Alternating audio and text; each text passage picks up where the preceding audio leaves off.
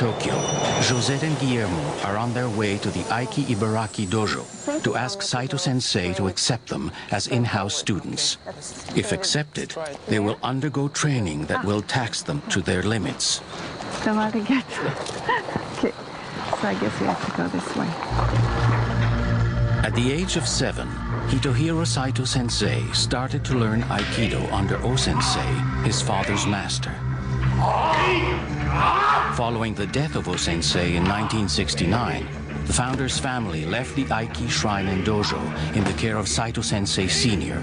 in gratitude for his devotion. After Saito Sensei Sr. recently passed away, Saito Jr. took over the dojo, where he continues to preserve the founder's spiritual and technical traditions.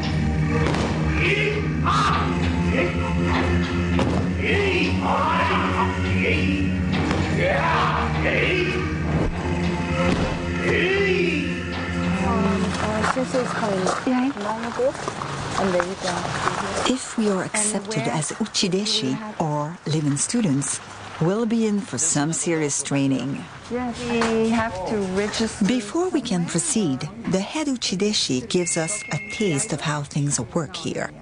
Students must strictly serve and obey the sensei at all times. I took a chance by coming here without a letter of introduction. I should have known better. Now the question is, will we get into this dojo, or is our journey over before it has truly begun?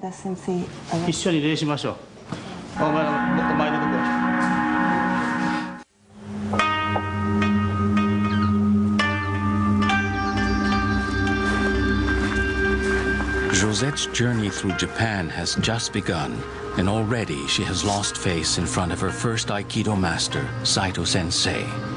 Now he may not accept her as an ushideshi, or live-in student at his dojo. I didn't have a letter of introduction, but I decided to come anyway. My own sensei once waited for 3 weeks on the step of Hambu before being allowed by O-sensei as a uchideshi. I hope that won't happen to us here.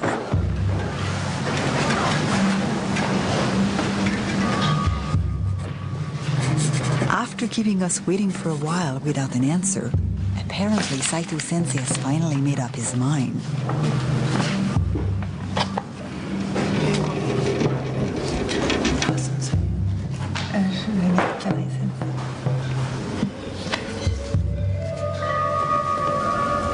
We sealed the deal with red ink.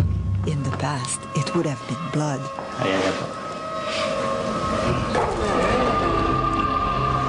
It's her first day, and by 6 a.m., Josette has already done an hour of chores.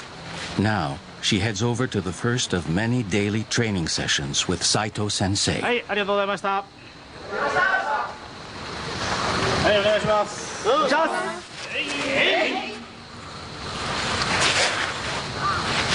At the Aikido the training day begins with boken classes. Training with a boken helps me to see how Aikido's white moves are designed to avoid the thrust and slices of this weapon. Also, I can better grasp the logic of complex wrist techniques aimed at disarming a sword-wielding opponent.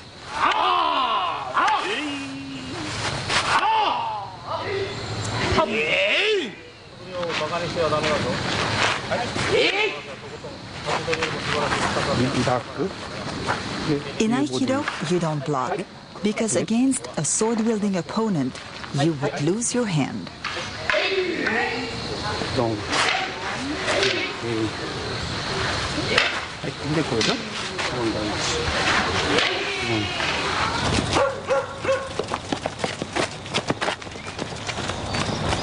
As soon as the practice session is finished, the grounds have to be groomed. The students pick off dead leaves and rake each stone back into place to keep the front of the shrine arranged like a Zen garden. Here, there is even a precise, formal way to rake.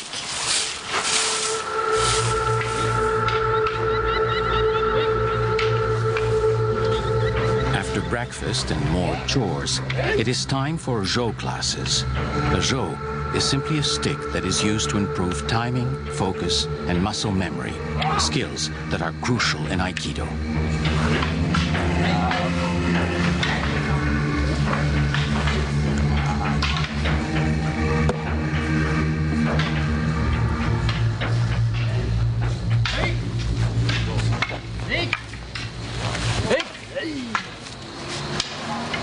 Saito Sensei has no patience for mistakes. In my decades of martial arts training, I've had many demanding senseis, but never one as rigid as him. You're only meant to listen and then obey. 見せます。31がもっと短くなります。いいですか？ほら見るだけで。えい！あ！えい！あ！えい！あ！えい！あ！えい！あ！えい！あ！えい！あ！えい！あ！ The head Uchideshi tells Guillermo and I that we have to give a donation or tamaguchi. So minutes before next training, we run to the nearest store to purchase the specific tamaguchi envelopes. It's part of the dojo etiquette. Returning to the dojo, the head Uchideshi tells me I used the wrong kind of calligraphy on the envelopes. Then she suddenly adds that we also need to present Saito Sensei with 2 bottles of sake. Off we go again. Back at the store, we choose 2 elegant-looking bottles that seems to be of fine quality, then we hurry back. But we are wrong again. The head Uchideshi is furious. Apparently the bottles are the wrong size. Even with the best of intentions, we have created nothing but irritation and disappointment. Life at the Iwama Ryu is Spartan, and the schedule changes arbitrarily. There is only one constant: practice, and with it, relentless correction.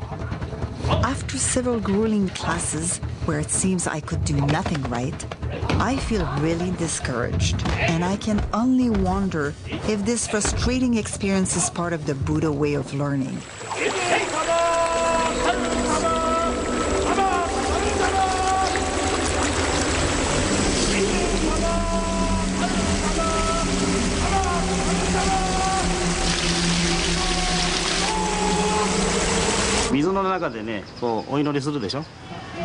Out of the blue, Saito Sensei invites me to the waterfall where O-Sensei went every day when visiting Iwama. In light of his usual cold and distant behavior, the sensei's offer is quite a surprise.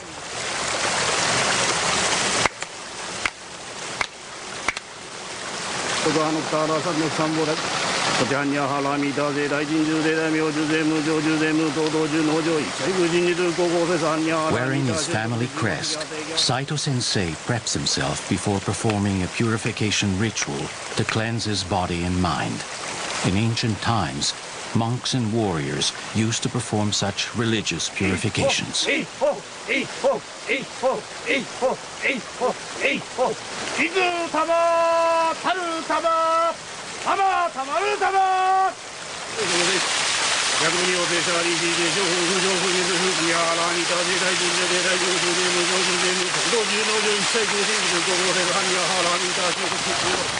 Once Saito Sensei is gone, Guillermo urges me to try the purification ceremony, but the spiritual side of the ritual makes me ill at ease, and I am afraid of making another face-losing mistake.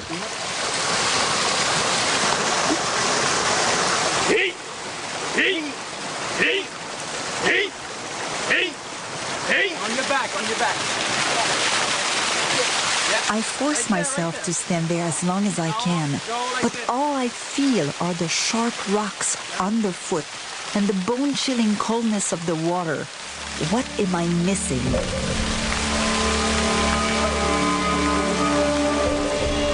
I feel I am farther than ever from grasping the true essence of Buddha.